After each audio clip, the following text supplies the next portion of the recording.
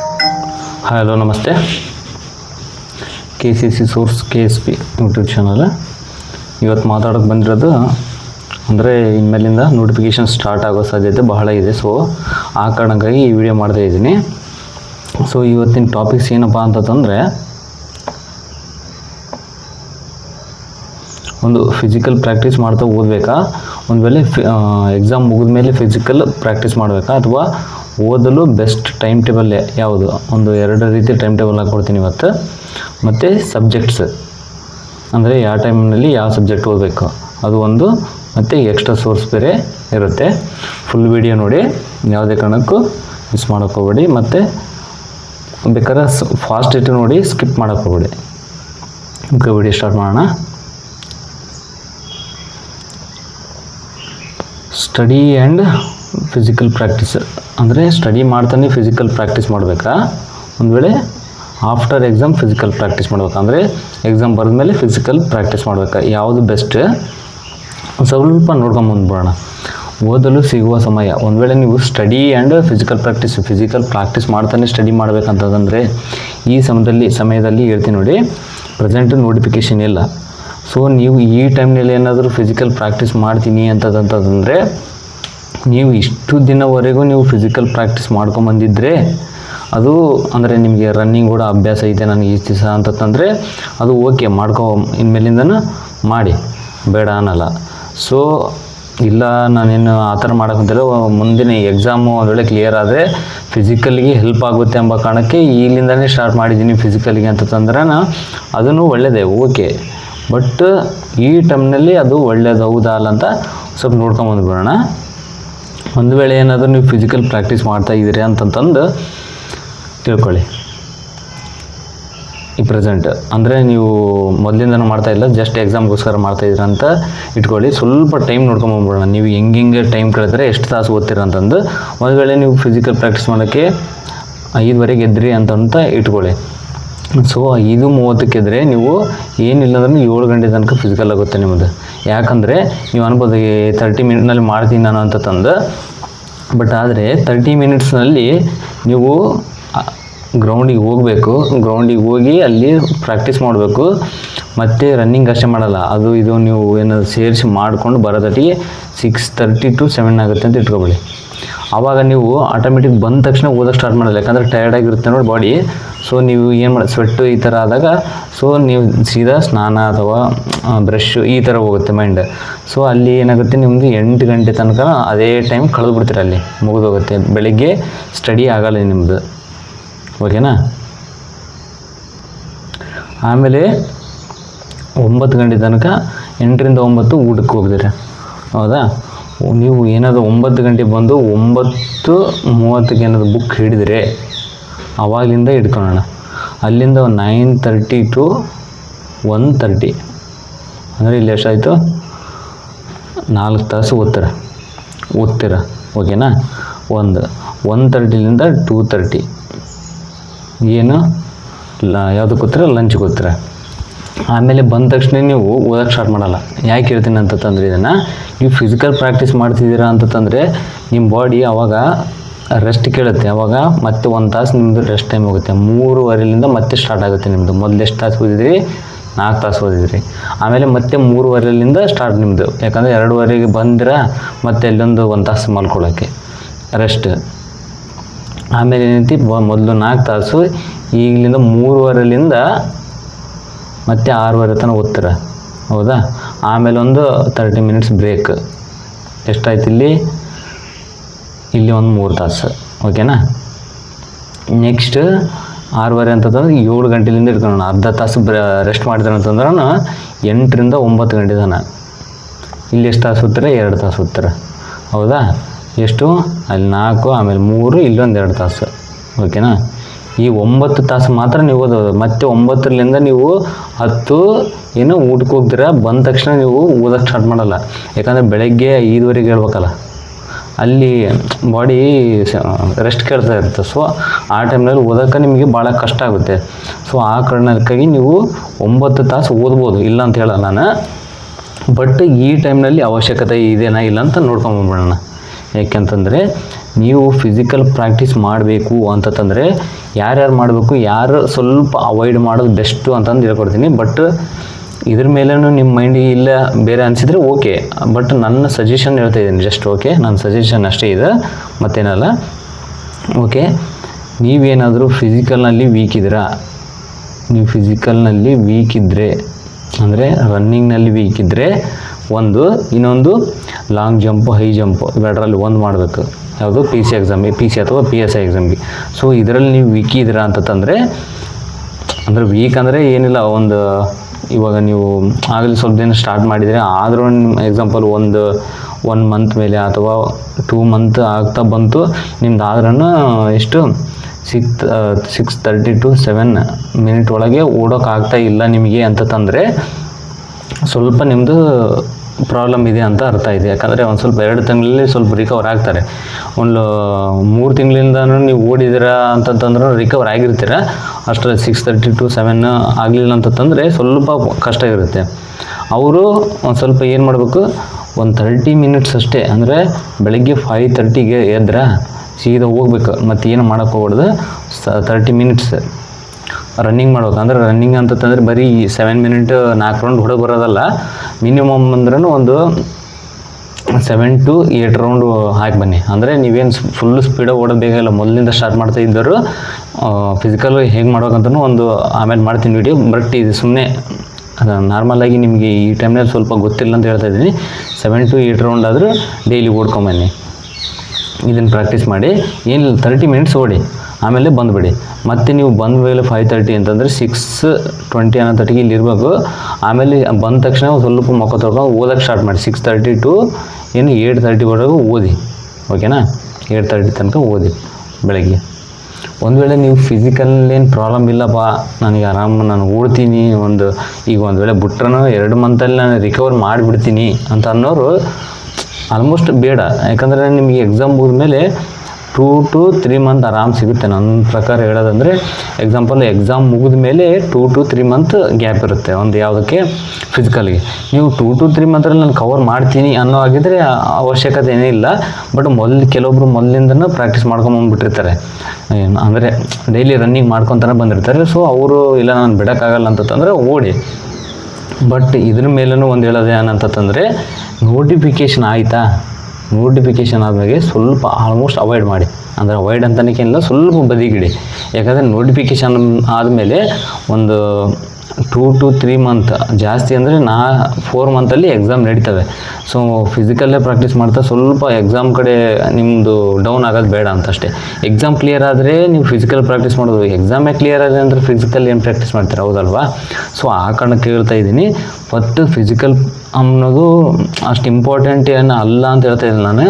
ಯಾಕಂದರೆ PC ಎಕ್ಸಾಮಿಗೆ main ಬೇಕಾಗಿರೋದು ಎಕ್ಸಾಮ್ಗಿಂತ ಫಿಸಿಕಲ್ಲೇ ಜಾಸ್ತಿ ಬೇಕು. ಓಕೆನಾ? ಫಿಸಿಕಲ್ 100% ಬೇಕೇ ಬೇಕು. ಇರಲಿ ಫಿಸಿಕಲ್. ಇದು ಹೇಳ್ತಿದ್ದೆಲ್ಲ ನೋಟಿಫಿಕೇಷನ್ ಆದಮೇಲೆ ಸ್ವಲ್ಪ ಅವಾಯ್ಡ್ ಮಾಡೋದು ಯಾರು ಅಂತಂದರೆ, ನಾವು ಕವರ್ ಮಾಡ್ತೀನಿ ಅನ್ನೋರು. ನನಗೆ ಸ್ವಲ್ಪ ಭಾಳನೇ ಪ್ರಾಬ್ಲಮ್ ಇದೆ ಅಂತ ನೋಟಿಫಿಕೇಷನ್ ಆದಮೇಲೆ ಕೂಡ ಒಂದು 30 ಮಿನಿಟ್ಸ್ ಓಡ್ಕೊಂಬನ್ನಿ. ನೋಟಿಫಿಕೇಷನ್ ಆದಮೇಲೆ ಒಂದು ವೇಳೆ ಫಿಸಿಕಲ್ನಲ್ಲಿ ವೀಕ್ ಇರೋದಾದ್ರೆ ಬೇಡ, ಅಷ್ಟು ಒಂದು ಸ್ವಲ್ಪ ಅವಾಯ್ಡ್ ಮಾಡಿ. ಓಕೆನಾ? ಇದನ್ನೆಲ್ಲ ಅವಶ್ಯಕತೆ ಅಂತಂದು ಇದೇ ಅವಶ್ಯಕತೆ. ಓಕೆನಾ? ಮೇನಾಗಿ. ಓಕೆ, ಇದು ನಿಮಗೆ ಅರ್ಥ ಆಯಿತು ಅಂದ್ಕೊತೀನಿ. ಅಂದರೆ ಸ್ಟಡಿ ಮಾಡ್ತಾ ಫಿಸಿಕಲ್ ಪ್ರಾಕ್ಟೀಸ್ ಮಾಡಬೇಕಾ ಅಥವಾ ಆಫ್ಟರ್ ಎಕ್ಸಾಮ್ ಫಿಸಿಕಲ್ ಪ್ರಾಕ್ಟೀಸ್ ಮಾಡಬೇಕಾ ಹೇಳಿದ್ನಲ್ಲ. ಎಕ್ಸಾಮ್ ಮುಗಿದ ಮೇಲೆ ಯಾರು ಮಾಡಬೇಕು, ಸ್ಟಡಿ ಮಾಡ್ತಾನೆ ಫಿಸಿಕಲ್ ಯಾರು ಪ್ರಾಕ್ಟೀಸ್ ಮಾಡಬೇಕು, ಯಾಕೆ ಮಾಡಬೇಕು, ಮತ್ತು ಯಾರು ಮಾಡಿದರೆ ಬೆಸ್ಟು, ಇದೆಲ್ಲ ನಿಮ್ಗೆ ಅರ್ಥ ಆಯಿತು ಅಂತಂದು ಹೇಳ್ಕೊತೀನಿ. ನೆಕ್ಸ್ಟ್ ಟಾಪಿಕ್ ಹೋಗೋಣ. ಓಕೆ, 3 ಮತ್ತು 4ನೇ ಪಾಯಿಂಟ್ಸ್ ಎರಡು ಇದರಲ್ಲೇ ಇರ್ತವೆ. ಒಂದು ಟೈಮ್ ಟೇಬಲ್. ಓಕೆನಾ? ಟೈಮ್ ಟೇಬಲ್ ಹಾಕ್ಕೊಂಡು ಓದೋದು. ಸಬ್ಜೆಕ್ಟ್ಸ್, ಯಾವ ಸಬ್ಜೆಕ್ಟ್ಸ್ ಓದಬೇಕು. ಬಟ್ ನಾನು ಪರ್ಟಿಕ್ಯುಲರಾಗಿ ಇದೇ ಸಬ್ಜೆಕ್ಟ್ ಓದಿ ಅಂತ ಹೇಳಲ್ಲ. ಬಟ್ ಯಾವ ಸಬ್ಜೆಕ್ಟ್ನ ಎಷ್ಟು ಈ ದಿನದಲ್ಲಿ ಎಷ್ಟು ಸಬ್ಜೆಕ್ಟ್ ಕವರ್ ಮಾಡೋಕೆ ಈ ರೀತಿ ಸ್ವಲ್ಪ ಹೇಳ್ಕೊಂಬರ್ತೀನಿ. ಓಕೆನಾ? ನಿಮಗೆ ಒಂದು ಸ್ವಲ್ಪ ಯಾರಿಗೆ ಅನುಕೂಲ ಯಾವುದೇ ಇರುತ್ತೆ ಅದ್ರ ಮೇಲೆ ಡಿಪೆಂಡ್ ಆಗುವಂತೆ. ಬಟ್ ಈಗ ಹೇಳ್ಬಿಡ್ತೀನಿ ಟೈಮ್ ಟೇಬಲ್. ಮೊದಲನೇ ಟೈಮ್ ಟೇಬಲ್ ಇದೆ, ಸೆಕೆಂಡ್ ಟೈಮ್ ಟೇಬಲ್ ನೆಕ್ಸ್ಟ್ ಹೇಳ್ತೀನಿ. ಮೊದಲನೇ ಟೈಮ್ ಟೇಬಲ್ ಏನು ಮಾಡೋಕ್ಕಂದ್ರೆ, ನೀವು ಎಕ್ಸಾಂಪಲ್ ಬೆಳಿಗ್ಗೆ 5:30 ಎದ್ದೇಳಬೇಕು. 5:30 to 8:30. ಓಕೆನಾ? 8:30 ಇಲ್ಲಿ ತನಕ ನೀವು ಏನು ಮಾಡಬೇಕು, 3 ತಾಸು ಓದಬೇಕು. 3 ತಾಸು ಇಲ್ಲಿ ಓದಬೇಕು. ಇಲ್ಲಿ ಒಂದು ಸಬ್ಜೆಕ್ಟ್, ಓಕೆನಾ. ಮತ್ತೆ ಯಾವುದು ಅಂತಂದರೆ ಇರಿ, ನೆಕ್ಸ್ಟ್ ಟಿಫಿನ್ಗೆ ಹೋಗ್ಬೇಕು. ಅಂದರೆ 8:30ಲಿಂದ 9:30 ತನಕ ನೀವೇನು ಮಾಡಬೇಕು, ಇಲ್ಲಿ ಒಂದು ತಾಸು ಏನು ಮಾಡಿ ಫ್ರೆಶ್ ಅಪ್ ಆಗಲಿ ಅಥವಾ ನಿಮ್ಮದು ಏನೇನಿರುತ್ತೆ ಕಾರ್ಯಗಳು ಮುಗಿಸ್ಕೊಂಡು 9:30ಇಂದ 1:30ವರೆಗೆ ಇಲ್ಲಿಷ್ಟು ತಾಸು, 4 ತಾಸು. ಇಲ್ಲಿ ಮೇಲೆ 3 ತಾಸು, ಇಲ್ಲಿ 4 ತಾಸು, ಓಕೆನಾ. ಇಲ್ಲಿ ಇದಾದ ಮೇಲೆ 2 ತಾಸು ನಿಮಗೆ ಟೈಮ್ ಸಿಗುತ್ತೆ. ಯಾಕಂತ ಹೇಳ್ಬಿಡ್ತೀನಿ ನೋಡಿ, 1 ತಾಸು ನೀವು ಹೋಗಿ ಊಟ ಮಾಡ್ಕೊಂಬಂದು ಏನೋ ಮಾಡಿ, ಮತ್ತು ಇನ್ನೊಂದು ತಾಸು ನೀವು ಸ್ವಲ್ಪ ರೆಸ್ಟ್ ಮಾಡಿ. ಇದು ನಾನು ಯಾಕೆ ಹೇಳ್ತಿದ್ದೇನೆ ಅಂದರೆ, ಬರೀ ಓದಿ ಮೈಂಡಿಗೆ ಫುಲ್ ಸ್ಟ್ರೆಸ್ ಕೊಡಬಲ್ಲ, ಸ್ವಲ್ಪ ರಿಲ್ಯಾಕ್ಸನ್ನು ಇರಬೇಕು. ರಿಲ್ಯಾಕ್ಸ್ ಇದ್ದರೆ, ಮೈಂಡ್ ಫ್ರೆಶ್ ಇದ್ದರೆ ನೀವು ಓದೋಕ್ಕೆ ಒಂದು ಸ್ವಲ್ಪ ಈಸಿ ಆಗುತ್ತೆ, ಓಕೆನಾ. ನೆಕ್ಸ್ಟ್ ಇದಾದ ಮೇಲೆ ಸ್ವಲ್ಪ ಇದನ್ನ ಅಳಿಸ್ಬಿಡ್ತೀನಿ, ಬೇಕಾದ್ರೆ ಸ್ಕ್ರೀನ್ಶಾಟ್ ಆಮೇಲೆ ಮತ್ತೆ ಒಂದು ಡಯಾಗ್ರಾಮ್ ಹಾಕ್ಕೊಡ್ತೀನಿ ನಿಮಗೆ. 3:30ಯಿಂದ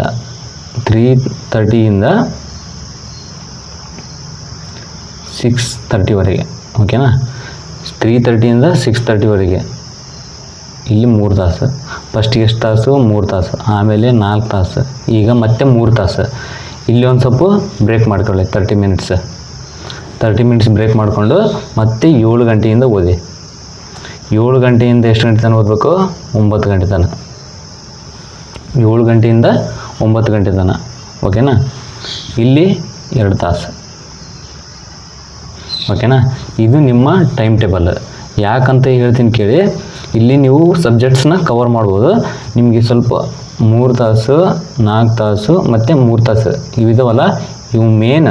ಫಸ್ಟಿಗೆ ಬೆಳಗ್ಗೆ 3 ತಾಸು ಓದಿ, ಆಮೇಲೆ ಮಧ್ಯಾಹ್ನ ಅಂದರೆ ಯಾವಾಗ 9:30ಯಿಂದ 1:30 ತನಕ ಇಲ್ಲಿ 4 ತಾಸು ಇಲ್ಲೊಂದು, ಮತ್ತು ಆಮೇಲೆ 3:15ರಿಂದ 6:30 ಇಲ್ಲಿ 3 ತಾಸು ಇವಿದಾವಲ್ಲ ಸಬ್ಜೆಕ್ಟಿವು.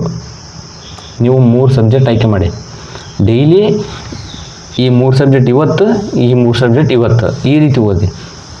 ನಾನು ಯಾಕೆ ಹೇಳ್ತಾ ಇದ್ದೀನಿ ಅಂತಂದರೆ, ನೀವು ಒಂದೊಂದು ತಾಸು ಒಂದೊಂದು ಸಬ್ಜೆಕ್ಟ್ ಕೂತ್ಕೊಂಡ್ರೆ, ಯಾಕಂದರೆ ನೀವು ಬುಕ್ ತೆಗೆದು ಕಾಯಿ ಇಡೋತಟ್ಟಿಗೆ ಅಲ್ಲಿ ಟೈಮ್ ಹೋಗ್ಬಿಡುತ್ತೆ ನಿಮಗೆ. ಯಾಕಂದ್ರೆ ತೆಗೆದಿಟ್ಟು ಮತ್ತೆ ಇನ್ನೊಬ್ಬನ ಯಾವನೋ ಮಾತಾಡಿಸಿದ ಅಲ್ಲಿ ಈ ಟೈಮ್ನಲ್ಲೇ ಕಳೆದುಬಿಡ್ತಾರೆ. ಸೊ ಒಂದು ಸಬ್ಜೆಕ್ಟಿಗೆ ಸ್ವಲ್ಪ ಹೊತ್ತು ಒಂದು 3 ತಾಸು 4 ತಾಸು ಅದಕ್ಕೆ ಟೈಮ್ ಕೊಡಿ, ಓಕೆನಾ. ಇಲ್ಲಿ 3 ಸಬ್ಜೆಕ್ಟ್ ಓದು, ಓಕೆನಾ. ಇವತ್ತಿನ ದಿನ ಈ 3 ಸಬ್ಜೆಕ್ಟ್ ಅಂದರೆ ಎಕ್ಸಾಂಪಲ್, ಇವತ್ತು GK, ಜಿಯೋಗ್ರಫಿ ಮತ್ತು ಸೈನ್ಸ್, ಇವು 3. ನೆಕ್ಸ್ಟ್ ಕಾನ್ಸ್ಟಿಟ್ಯೂಷನ್, ಎಕನಾಮಿಕ್ಸ್, ಹಿಸ್ಟ್ರಿ, ಇವು 3 ಸಬ್ಜೆಕ್ಟ್ ನಾಳೆ. ಈ ರೀತಿ ನೀವು ಓದ್ಕೊತ ಬನ್ನಿ, ಓಕೆನಾ. ಮತ್ತು ನೀವು ಹೇಳಿದ್ನಲ್ಲ ಕೊನೆಯಲ್ಲಿ 7ರಿಂದ 9 ಇದೆಯಲ್ಲ, ನೀವು 2ಕ್ಕೆ ಟೈಮ್ ಕೊಡ್ಬೇಕಿಲ್ಲಿ. ಒಂದು ಕರೆಂಟ್ ಅಫೇರ್ಸ್, ಡೈಲಿ ಕರೆಂಟ್ ಅಫೇರ್ಸ್ನ ಆಲ್ಮೋಸ್ಟ್ ನೀವು ನೋಡ್ಕೊತ ಹೋಗಿ. ಯಾಕಂದರೆ ಒಂದೇ ದಿನ ಒಂದು ಸ್ವಲ್ಪ ಮ್ಯಾಗ್ಝಿನ್ ತಗೊಂಡು ಓದೋದನ್ನು ಒಳ್ಳೇದಿಲ್ಲ ಅನ್ನಲ್ಲ, ಅದಕ್ಕೆ ಟೈಮ್ ಕೊಡೋ ಬದಲು ಡೈಲಿ 1 ತಾಸು, ಇದಕ್ಕೆ 1 ತಾಸು, ಮೆಂಟಲ್ ಎಬಿಲಿಟಿ ಇದಕ್ಕೆ 1 ತಾಸು, ಓಕೆನಾ. ಇವು ಯಾವಾಗ 7ರಿಂದ 9 ಸಂಜಿಕೆ ಅಥವಾ ನೈಟ್ ಟೈಮ್ 7 ಗಂಟೆಯಿಂದ 9 ಗಂಟೆ ತನಕ 1 ತಾಸು ಕರೆಂಟ್ ಅಫೇರ್ಸು, 1 ತಾಸು ಮೆಂಟಲ್ ಎಬಿಲಿಟಿ. ಇವಕ್ಕೆ ಟೈಮ್ ಕೊಟ್ಟರೆ ಸ್ವಲ್ಪ ಆಲ್ಮೋಸ್ಟ್ ನಿಮಗೆ ಕ್ಲಿಯರ್ ಆಗಿಬಿಡುತ್ತೆ. ಯಾಕಂದರೆ 3 ಸಬ್ಜೆಕ್ಟು ಡೈಲಿ, ಅವು 3 ಸಬ್ಜೆಕ್ಟ್ ಓದು, ಮತ್ತು ಮೆಂಟಲ್ ಎಬಿಲಿಟಿ, ಕರೆಂಟ್ ಅಫೇರ್ಸ್ ಇದನ್ನು ಕವರ್ ಆಯಿತು. ಇನ್ನು ಕೆಲವೊಂದು 3 ಸಬ್ಜೆಕ್ಟ್ ಇರ್ತಾವಲ್ಲ, ಅವನ್ನ ನಾಳೆಗೆ ಇಟ್ಕೊಳ್ಳಿ. ಅಂದರೆ ನೀವು ಅಂದರೆ ಯಾವ ಸಬ್ಜೆಕ್ಟ್ ನಾನು ಹಿಂದೆ ಬಿಡ್ತಾ ಇಲ್ಲ. ಇವತ್ತು ಈ 3 ಸಬ್ಜೆಕ್ಟ್, ಅವತ್ತು ಆ 3 ಸಬ್ಜೆಕ್ಟ್. ಒಂದು ವೇಳೆ ಕೆಲವೊಬ್ರಿಗೆ ಏನಿರುತ್ತೆ, ಒಂದು ಬುಕ್ ಮುಗಿಯೋ ತನಕ ಓದ್ತಾ ಇರಲ್ಲ. ಎಕ್ಸಾಂಪಲ್ಸ್ ನಾವು ಹಂಗೆ ಮಾಡಿದ್ವಿ. ಅಂದರೆ ಮೊದಲಾಗಿ ಓದ್ತಾ ಇದ್ದರೆ ಸ್ವಲ್ಪ ಅದು ಕಷ್ಟ ಆಗುತ್ತೆ. ಒಂದೇ ಸಬ್ಜೆಕ್ಟ್ ಅಂದರೆ ಬರ್ತಾ ಅಂದರೆ ಎಲ್ಲ ಸಬ್ಜೆಕ್ಟು ಅದನ್ನು ಓದಿ ಎಲ್ಲ ಒಂದು ಸ್ವಲ್ಪ ಕಂಪ್ಲೀಟ್ ಮಾಡಿದ್ಮೇಲೆ ಒಂದೊಂದು ಸಬ್ಜೆಕ್ಟನ್ನು ಕಂಪ್ಲೀಟ್ ಮಾಡ್ಕೊಂಬರೋದು ಬೆಸ್ಟ್. ಯಾಕಂದರೆ ಮೊದಲೇ ಒಂದು ಸಬ್ಜೆಕ್ಟ್ ಕಂಪ್ಲೀಟ್ ಮಾಡ್ಬೇಕಂತಂದರೆ ಭಾಳ ಟೈಮ್ ಹಿಡಿದ್ಬಿಡುತ್ತೆ. ಯಾಕಂದರೆ 15 to 20 ಡೇಸ್ ಬೇಕಾಗುತ್ತೆ ಫಸ್ಟಿಗೆ. ಆದರೆ ಅದೇ ನೀವೇನಾದರೂ ಮೊದಲಿಂದನೂ ಓದ್ಕೊಂಬಂದಿದ್ರೆ, ಎಲ್ಲ ಸಬ್ಜೆಕ್ಟು ಸ್ವಲ್ಪ ಓದಿ ಎಲ್ಲ ಸಬ್ಜೆಕ್ಟನ್ನು ಕವರ್ ಮಾಡಿದ್ರಿ ಅಂತಂದರೆ, ಆಮೇಲೆ ನಿಮ್ಗೆ ಏನಿಲ್ಲ ಅಂದ್ರೂ ಒಂದಿನ ಅಥವಾ 2 ದಿನ ಅಥವಾ ಜಾಸ್ತಿ ಅಂದರೆ 3 ದಿನದಲ್ಲಿ ಒಂದು ಮುಗಿದ್ಬಿಡುತ್ತೆ. ಯಾವುದು ಒಂದು ಸಬ್ಜೆಕ್ಟ್ ಮುಗಿದ್ಬಿಡುತ್ತೆ, ಓಕೆನಾ. ಇದು ಫಸ್ಟ್ನೇ ಟೈಮ್ ಟೇಬಲ್. ಇದು ಒಂದು ಡೈಗ್ರಾಮ್ ಹಾಕ್ಕೊಟ್ಬಿಡ್ತೀನಿ. ಬೆಳಿಗ್ಗೆ 5:30 to 8:30, ಓಕೆನಾ. ಆಮೇಲೆ 9:30 to 1:30. Next 3:30 to 6:30. ಆಮೇಲೆ 7 ಗಂಟೆಯಿಂದ 9 ಗಂಟೆ. ಓಕೆನಾ? 3 ತಾಸು, 4 ತಾಸು, 3 ತಾಸು, 2 ತಾಸು. ಎಷ್ಟಾಯ್ತು ನಿಮಗೆ ಇಲ್ಲಿ? ಎಷ್ಟು ಟೋಟಲ್ 12 ತಾಸು ನೀವು ಟೈಮ್ ಟೇಬಲ್. ಓಕೆನಾ? 12 ತಾಸು ಟೈಮ್ ಟೇಬಲ್ ಹಾಕ್ಕೊಟ್ಟಿದ್ದೀನಿ. ಇದರಿಂದ ನಿಮಗೆ ರೆಸ್ಟು ಸಿಗುತ್ತೆ, ಆರಾಮ್ ಓದ್ಬೋದು, ಮತ್ತು ಯಾವ ಟೆನ್ಷನ್ಸ್ ಕೂಡ ಇರೋಲ್ಲ. ಬೇಕಾದಂಗೆ ಟೈಮ್ ನೀವು ನಿದ್ದೆನೂ ಮಾಡ್ಬೋದು. ಎಷ್ಟು 10 ಗಂಟೆಯಿಂದ ಎಷ್ಟು 5:30 ತನಕ ನಿದ್ದೆನೂ ಮಾಡ್ಬೋದು. ಓಕೆನಾ? 10 ಗಂಟೆಯಿಂದ 5:30 ತನಕ ಅಂತಂದ್ರೆ ಎಷ್ಟು ತಾಸು ಆಗುತ್ತೆ? 7:30 ಅಂದರೆ 7.5 ತಾಸು ನಿದ್ದೆ ಆಗುತ್ತೆ ನಿಮ್ದು. ಆರಾಮ್ 7.5 ತಾಸು ನಿದ್ದೆ ಮಾಡಿ, ಮತ್ತೆ ಮಧ್ಯಾಹ್ನನೂ 1 ತಾಸು ರೆಸ್ಟ್ಗೂ ಕೊಟ್ಟಿದ್ದೀನಿ. 8.5 ತಾಸು ನಿದ್ದೆ ಮಾಡ್ಕೊಂಡು 12 ತಾಸು ಓದೋದು ಇನ್ನೂ ತುಂಬ ಒಳ್ಳೆಯದು, ಆರಾಮ್ ಕ್ಲಿಯರ್ ಆಗುತ್ತೆ. ಇನ್ನೊಂದು ಸೆಕೆಂಡ್ ಟೈಮ್ ಟೇಬಲ್ ನೋಡ್ಕೊಂಡು ಹೋಗೋಣ. ಇದು ಯಾವುದು ಅಂತಂದರೆ, ಬೆಳಗ್ಗೆ ನೀವು 6 ಗಂಟೆಗೆ ಹೇಳ್ಬೇಕು. 6 ಗಂಟೆಯಿಂದ 8 ಗಂಟೆ ತನಕ ಇಲ್ಲಿ 2 ತಾಸು. ಓಕೆನಾ? ಆಮೇಲೆ 9:30 ಇಲ್ಲಿ 1.5 ತಾಸು ಸಿಗುತ್ತೆ ನಿಮಗೆ ಟೈಮು. 9:30 to ಎಷ್ಟು 1:30 ಇಲ್ಲಿ 4 ತಾಸು ಟೈಮು. ಆಮೇಲೆ ಇಲ್ಲಿ 3 ಗಂಟೆಯಿಂದ 6:30 ತನಕ ಬೇಡ, 6 ಗಂಟೆ ತನಕ ಇಟ್ಕೊಂಬೇಡಿ. ಯಾವುದು?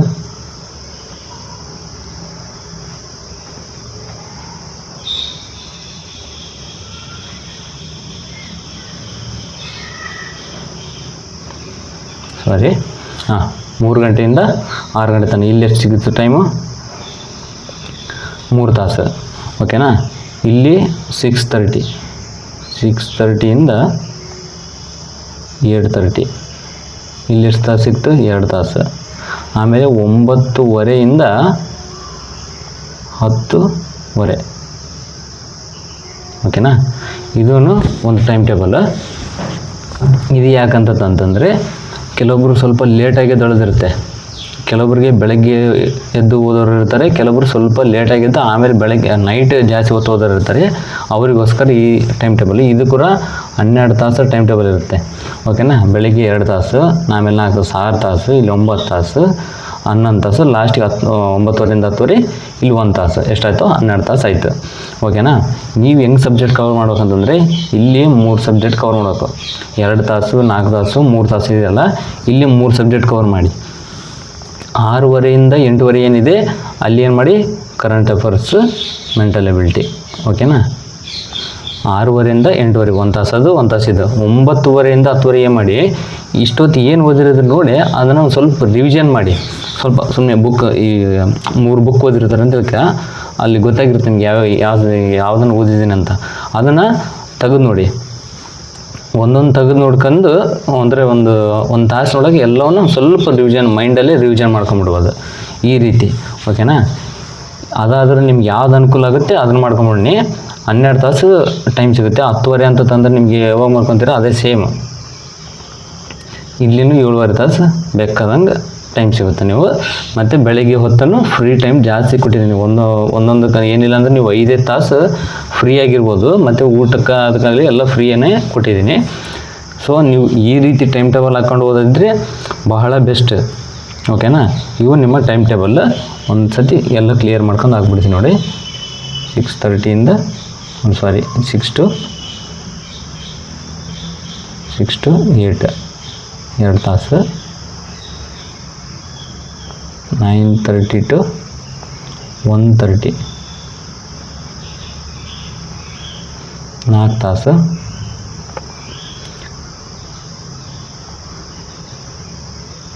3 ಗಂಟೆಯಿಂದ 6 ಗಂಟೆ ಇಲ್ಲಿ 3 ತಾಸು.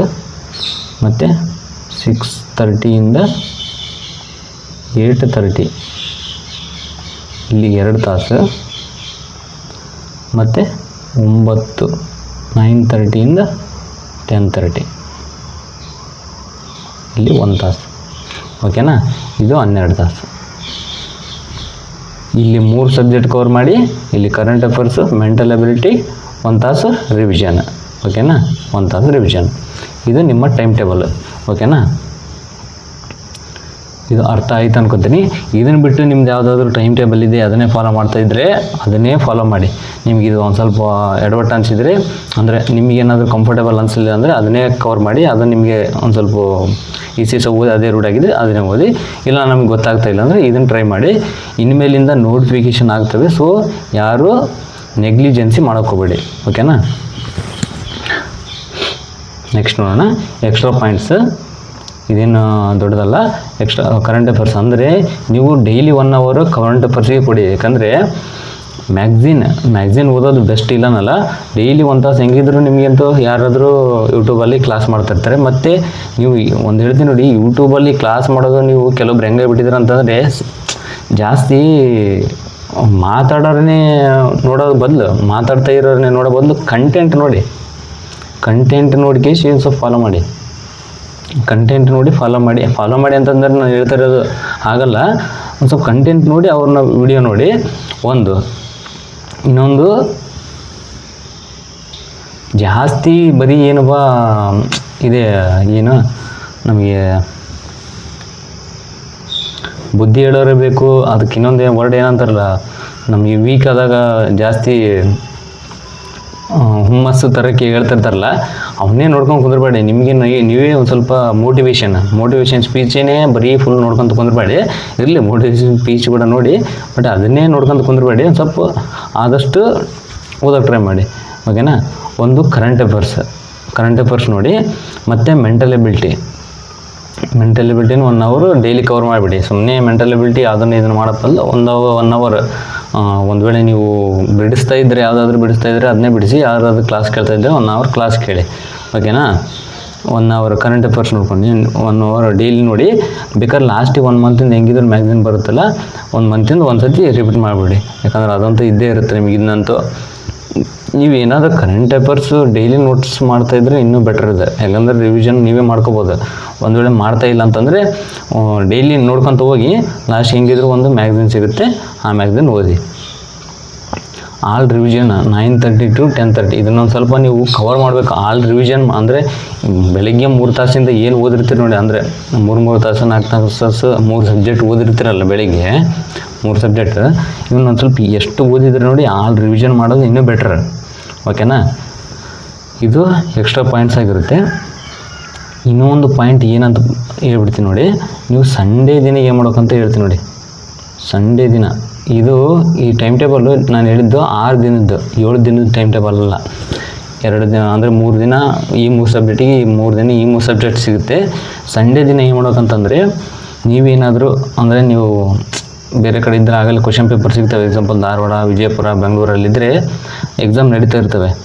ಅವನ್ನ ಬಿಡಿಸಿ, ಹಂಗೇನಿಲ್ಲ. ಮತ್ತು ಕೆಲವೊಬ್ಬರು ಅನ್ಕೊತಿರ್ತಾರೆ ಅದರಿಂದ ನಮಗೆ ಡೈವರ್ಟ್ ಆಗುತ್ತೆ ಮೈಂಡ್, ಜಾಸ್ತಿ ಸ್ಕೋರ್ ಆಗ್ತಾಯಿಲ್ಲ, ಅವೆಲ್ಲ ತಲೆನೇ ಕೆಡ್ಸ್ಕೊಂಡು ಹೋಗಬೇಡಿ.